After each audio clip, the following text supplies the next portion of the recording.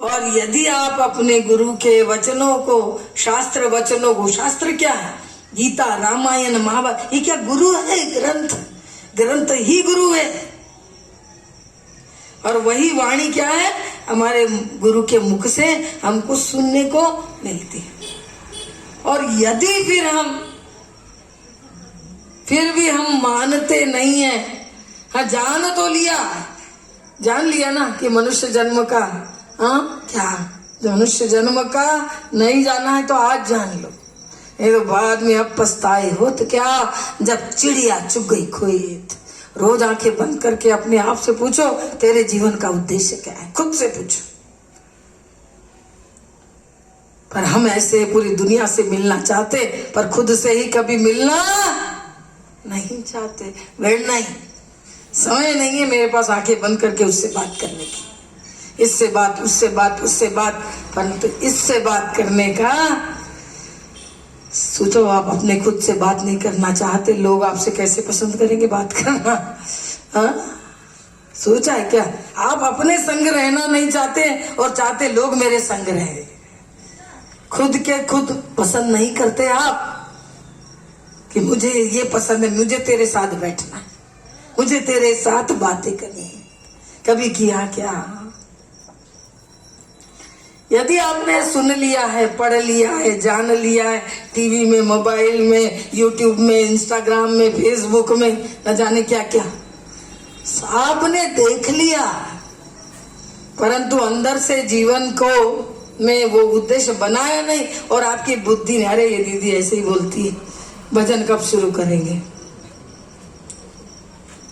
केवल तालियां बजाने से कुछ नहीं होने वाला। भक्ति के पुत्र है ज्ञान और वैराग्य। वैराग्य का मतलब जिम्मेदारी छोड़ के भागना नहीं है। वैराग्य का मतलब है सुखों के बीच रहते हुए उससे अलिप्त रहना, विवेक के साथ रहना कि ये सुख मेरे को पाना नहीं, उस परम सुख को मुझे पाना नहीं। जिसको भोजन का सुख चाहिए ना, वो कभी भजन का सुख नहीं ले सकता। उसका मन ही नहीं लगेगा, ऐसा हो रहा है, ऐसा हो रहा है, कब छूटेगा? अरे कौन इतने, ये कोई उम्र है क्या जाने की? मेरे को ये तकलीफ है, रजस गुण। इसको भोजन का आनंद लेना है, कभी भगवान उसको भजन में क्या आनंद है उसका अनुभव ही होगा नहीं। आके बैठ गया, चला गया। जिसको दृश्य का आनंद है उसको अंदर का आनंद का कभी अनुभव ही नहीं हो सकता। क्या आनंद है! कहते हैं छोटी छोटी खुशियों में आदमी तब तक ही फंसता है। ये सब संसार की जितनी भी खुशियां है ना, सब याद रखिए, बहुत छोटी छोटी खुशियां हैं। जिसको आप लग रहे, अरे 10 लाख का हार पहन लिया, 50 लाख की गाड़ी में बैठ गई, हाँ 2 करोड़ का बंगला बना लिया, आपको ऐसा लगता है।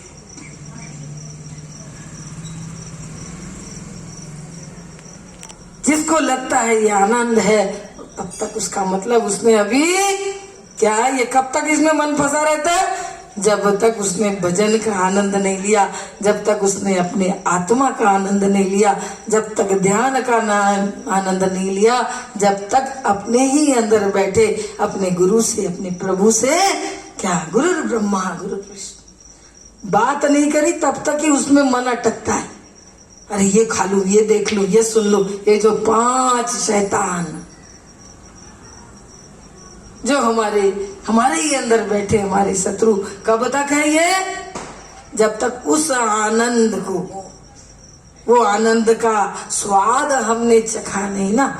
साधना में क्या आनंद, सेवा में क्या आनंद। अरे दूसरे की खुशी के लिए थोड़ा जी कर तो देखो। आप आज मेरी बिल्कुल ताकत नहीं रहती, आप मानो चाहे मत मानो, क्योंकि इतना हेक्टिक होता है नवरात्र में। बहुत शेड्यूल एकदम, पहले वो पितर होता है, फिर एकदम से नवरात्रा, फिर बैक ऑफ द माइंड क्या है, ये साफ करना है, वो साफ करना है। हम कहते हैं कि हाँ, बोलते जीते जीते हाथ फिरते, तीते तीते लक्ष्मी फिरते। और ये लक्ष्मियां ऐसे ही बैठी, घर एकदम गंदे पड़े।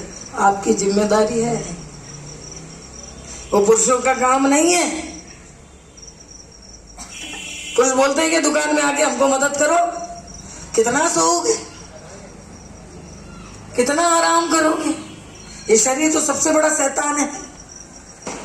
इसको दिन भर आराम चाहिए, दिन भर सुख चाहिए। इस मन को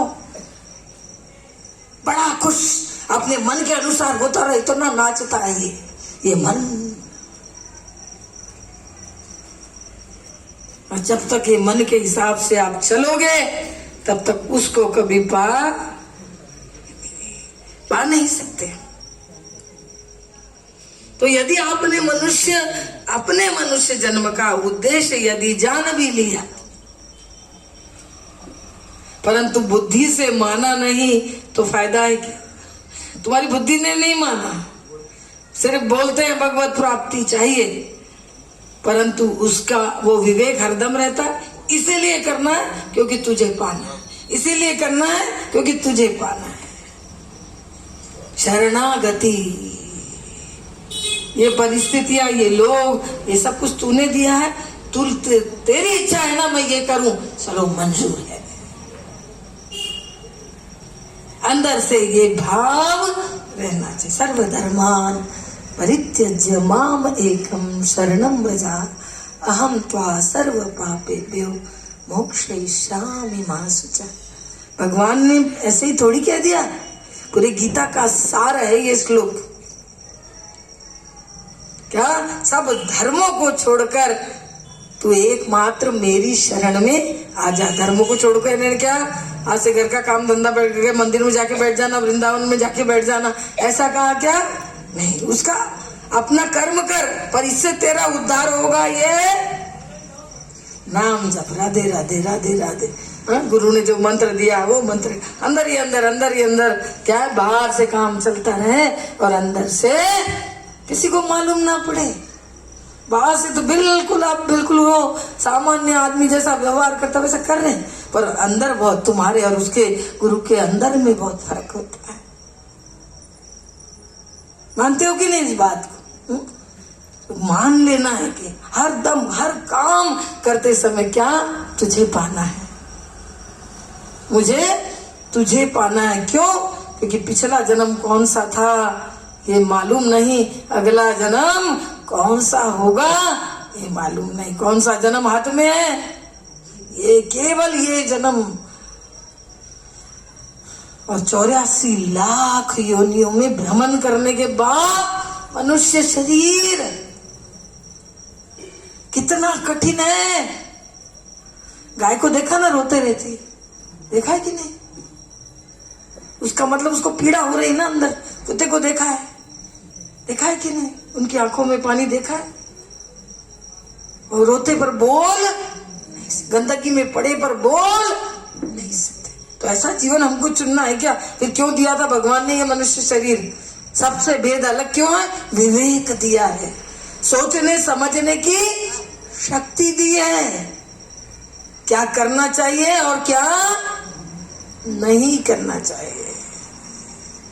और ये ज्ञान अपने सच्चे दिल से आपने अपने जो भी आपका गुरु है उसको सच्चे दिल से कहोगे, यहाँ मुझे मार्ग दिखाओ, अंदर ही बैठा है, बस उससे बातें करो, मुझे मार्ग दो, मुझे इतनी अकल नहीं, आप चलाओ मेरा ये जीवन, आज का दिन तुझे समर्पित, ये जीवन तुझे समर्पित, जैसा तुम चलाओगे वैसा मैं चलूंगा या वैसा मैं चलूंगी। ये मन तुझे समर्पित, ये बुद्धि तुझे समर्पित।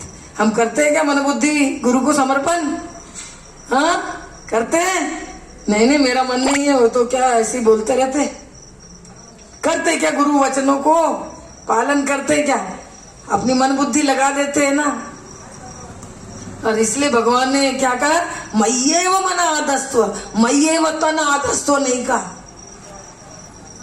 मय्येव मन आधस्त्व मयि बुद्धि निवेशय निवसिष्यसि मय्येव अथ ऊर्ध्वन्न संशया। ऐसा भगवान कह रहे। भगवान को मालूम है तन तो सब जगह लगा लेता है, आदमी बहुत नाटक करता है, बहुत धोखेबाज है। तन यहाँ मन कहीं। भगवान ने क्या कहा? मन और बुद्धि तू मुझको समर्पित कर दे, इससे तू मुझको ही प्राप्त होगा, इसमें कोई संशय तू चिंता मत कर, तू कोई संशय मत कर। नहीं तो क्या है, मन बुद्धि से दे दी, अरे देखो वो कितना ज्यादा सुखी है, मैं इतना गुरु करके भी मेरा जीवन कुछ भी नहीं बदला, इतनी तकलीफ है, इतनी परेशानी। तुरंत मन बोलेगा, फिर तुमने अपना मन बुद्धि गुरु को समर्पण कर दिया ना, आप फिर अपनी मन बुद्धि क्यों लगा रहे? गुरु को मालूम नहीं है क्या मैं ये करूंगा? गुरु वाक्य क्या है? ब्रह्म वाक्य। ध्यान मूलम गुरुर मूर्तिम, पूजा मूलम गुरुर पदम, मंत्र मूलम गुरुर वाक्यम, मोक्ष मूलम गुरुर कृपा।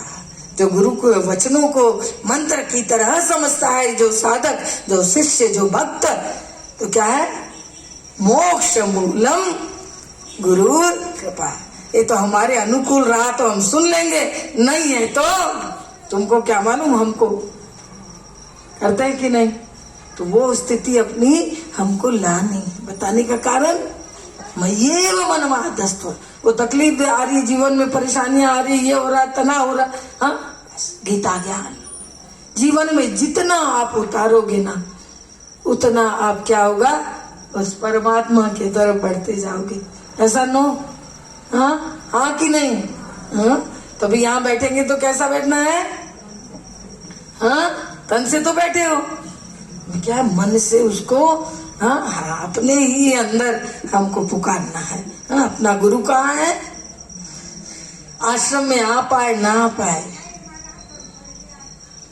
परंतु कहाँ है? कहाँ है भगवान? कहाँ है गुरु? गुरु और भगवान अलग नहीं है, हाँ याद रखें। हम भेद करते, गुरु अलग है और अजो अनंताय नित्याय शुद्धाय सच्चिदानंद रूपाय गुरु ओम। अज यानी क्या? जो अजन्मा है। गुरु ये तत्व है, गुरु कोई व्यक्ति नहीं है।